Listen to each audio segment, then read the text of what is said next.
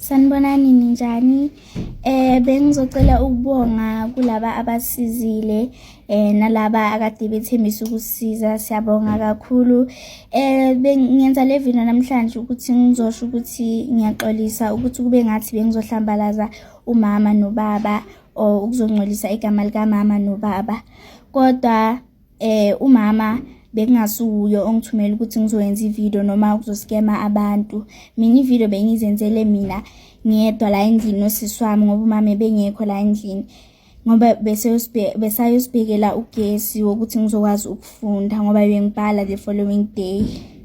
Ngoba umama manje akasaphathekanga kahle ngoba sekunezinkulumo zokuthi umama besebenzisa mina ukuthi sizothola imali. Ngenza ukuthi sicela uma uqala ukungena kuleli khasi lethu wenza ubulungisa, cofa subscribe button le channel yethu Umkhosi. Ngenza kwethu-ke sokhumbula-ke ingane u-Ayanda ukuthi idume kakhulu ezinkundleni zokuxhumana ngemva kokuphumela obala ngesimo ephila ngaphansi kwaso yona nodade wayo ngemva kokuba ubaba wabo bese budlelwane obusha nomunye umama lokudala ukuthi-ke isondlo sabo singabe sisahamba ngendlela kade bephila kahle beziphilela buthebelele. Ngane zakwethu-ke lana-ke Umkhosi-ke unithathele isithombe esinivezela izingubo kuwukuthi-ke izingubo zesikole asizivezanga kodwa izicathulo. Sokhumbula ukuthi phela bangamantombazanyana babili, u-Ayanda nosisi wakhe.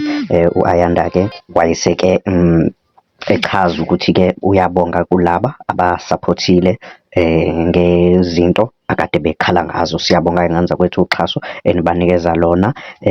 Uyayibona-ke ezinye-ke izicathulo sicabanga ukuthi-ke ezakhe u-Ayanda lezi zicathulo ezikhamisile ezigqobhokile. Mina-ke nawe ngenza kwethu bengathanda sihlangane kwi-comment section sizuvu lwakho ukuthi wena uthini ngalolu daba. Ungakhohlwa ukucofa subscribe button le channel yethu Danko. Siphinde sihlangane kwivideo elandelayo. Danko, bye.